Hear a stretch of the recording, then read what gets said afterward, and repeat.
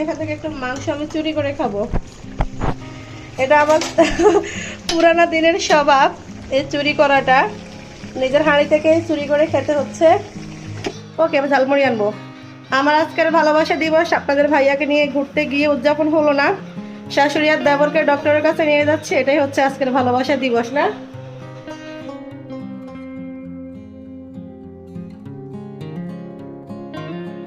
আসসালামু আলাইকুম এভরিওয়ান, সবাই কেমন আছেন?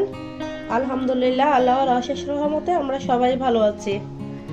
আজকের ব্লগটা দুপুর থেকে শুরু করছি, আর এখন হচ্ছে আমি দুপুরবেলা রান্না বান্না করব। তো এখানে শুধুমাত্র একটা মুরগি কেটে নেওয়া হয়েছে, আর এই মুরগিটা হচ্ছে আমি আমার শাশুড়ি মায়ের জন্য রান্না করব। এই মুরগিটা রান্না করব, উনি গরুর মাংস খায় না। আর আমাদের জন্য হচ্ছে পাশের চুলায় গরুর মাংস রান্না করব। গরুর মাংস খাওয়া আসলে আমাদেরও বারণ, তারপরেও আমরা তো এখন এতটা কন্ট্রোল করে চলি না। তো ওনাদের তো বয়স হয়েছে, তাই ওনারা হচ্ছে একটু মেনটেন করে চলে। সেজন্য ভাবছি উনি যেটা খেতে চায় না সেটা জোর করে ওনাকে খাওয়াবো না। তো ওনার জন্য হচ্ছে একটা মুরগি রান্না করব, আর আমাদের জন্য গরুর মাংস রান্না করব। আর দুটাকে হচ্ছে আমি এখন হাতে মাখিয়ে বসাবো শর্টকাট উপায় রান্না করার জন্য।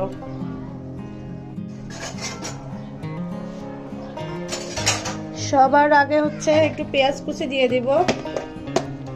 এই যে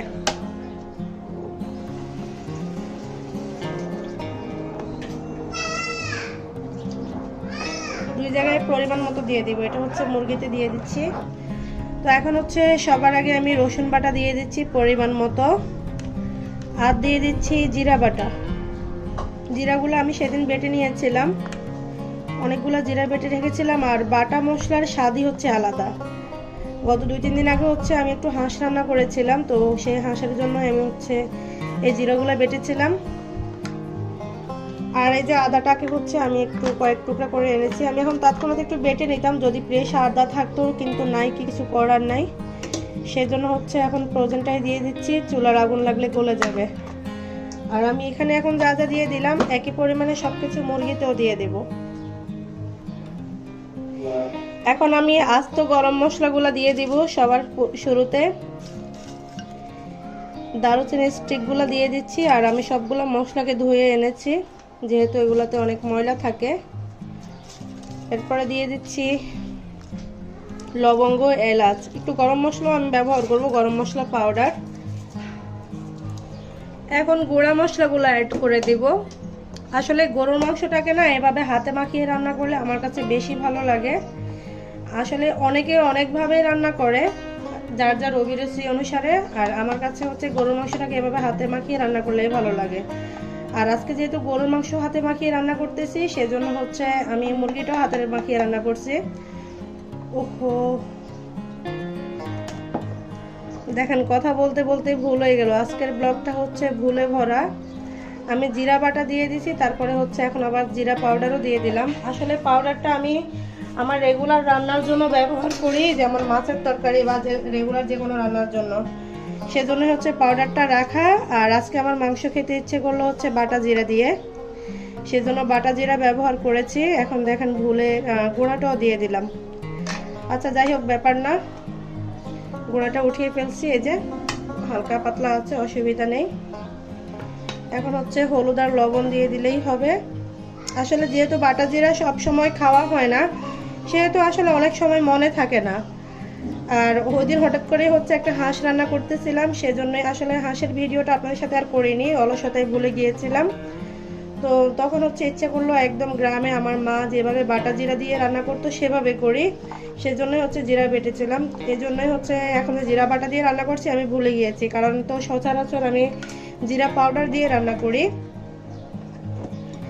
এখন একটুখানি গরম মশলা পাউডারও দিয়ে দিচ্ছি। হ্যাঁ, এখন আমি পরিমাণ মতো তেল দিয়ে দিব। আর সবকিছু একই পরিমাণে হচ্ছে আমি পাশের চুলায় মুরগিতেও দিয়ে দিয়েছি। তো এখন হচ্ছে দুটোটাকে আমি হাতে মাখিয়ে নিব, হাতে মাখিয়ে জাস্ট রান্নাটা বসিয়ে দেব। এখন সবকিছুকে একদম হাতে ভালো করে কষলে কষলে ঘষে ঘষে হচ্ছে আমি এখন করব, হাতের সাহায্যে মাখাই নিব।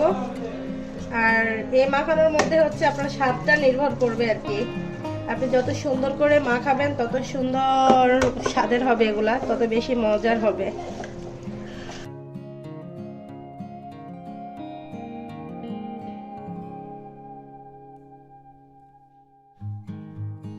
একটু টমেটো দিলে খেতে টকটক লাগবে, ভালো লাগবে। আর কাঁচামরিচগুলো আমি আস্তই দিতে চেয়েছিলাম, কিন্তু আমার ছোট বোন ভুল করে কেটে ফেলেছে। এখন হচ্ছে এই অবস্থাতেই দিতে হবে। সব কিছু আবারও একটু ভালো করে হাতের সাহায্যে মাখিয়ে ফেলবো। এখন আমি হাত ধুয়ে সামান্য পরিমাণে একটু পানি অ্যাড করে দিব, জাস্ট হাতের মশলাটা যেন আমি মিস হয়ে না যায়, সেটার জন্য হচ্ছে হাতটা ধুয়ে পানি দিয়ে দিচ্ছি। আর এখন আজান দিচ্ছে, পরে আবার কথা হবে।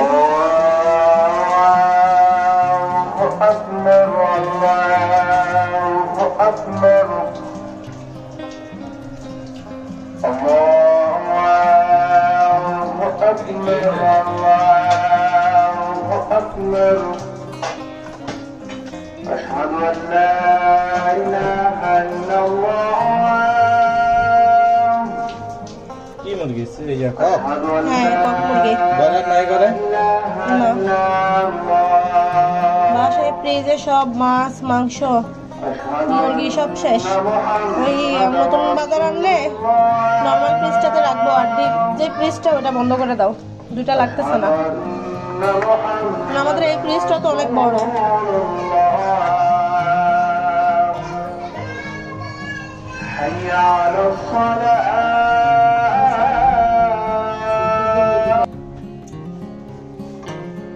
দুটোটাই হচ্ছে মাখানো শেষ। আর এখন হচ্ছে আমি ঢাকনা দিয়ে ঢেকে দিব, ঢেকে চুলাটা ধরিয়ে দিব, তারপরে রান্না শুরু। এরপরে কি হয় আপনারা আবারও দেখবেন ইনশাল্লাহ।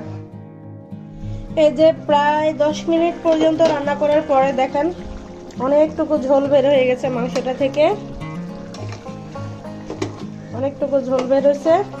আর এখন হচ্ছে চুলার আঁচ আমি মিডিয়াম করে দিব। মিডিয়াম করে এই ঝোলের পানিটাতে হচ্ছে মাংসটাকে কষিয়ে ফেলবো।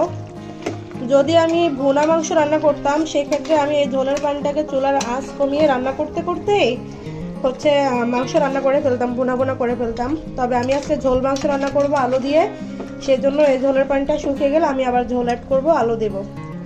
তো বাকি প্রসেস সবাই জানেন। আসলে এই ধরনের রান্না আমরা সবাই জানি, যারা নতুন তাদের একটু অভিজ্ঞতা হবে, আর আমি একটু শেয়ার করলাম, সময় কাটালাম আপনাদের সাথে। তো ঠিক আছে, রান্নাটা করি। আর এদিকে হচ্ছে মুরগির মাংসেরও একই অবস্থা, এটাও এখন মাত্র কষতেছে। তো আসলে চুলায় হচ্ছে গ্যাসটা কম, সেজন্য লাইনের গ্যাসে একটা দিলাম, আর একটা হচ্ছে সিলিন্ডারে দিয়ে দিলাম আমি। আর কারণ মাংসটা যদি অতিরিক্ত কম আছে রান্না করা হয়, গরুর মাংস, সেটা কিন্তু পারফেক্টলি সিদ্ধ হবে না, সেজন্যই হচ্ছে আমি পর্যাপ্ত আগুন পাওয়ার জন্য সিলিন্ডারে নিয়ে এসেছি। আমার মাংসগুলো কষানো শেষ, গরুর মাংসের ঝোল যা ছিল সব শুকিয়ে গেছে, এখন শুধু তেল আর মশলা। তো এখন হচ্ছে একটা গোপন কাজ করব সবার সামনে, সারা জীবন চুরি করে করছি, এখন সবার সামনে করি। সেটা হচ্ছে এখান থেকে একটু মাংস আমি চুরি করে খাবো। এটা আমার পুরানা দিনের স্বভাব, এই চুরি করাটা। নিজের হাঁড়ি থেকে চুরি করে খেতে হচ্ছে। তার কারণ হচ্ছে গরুর মাংসের এই কষা মাংসটা খেতে আমি খুব পছন্দ করি।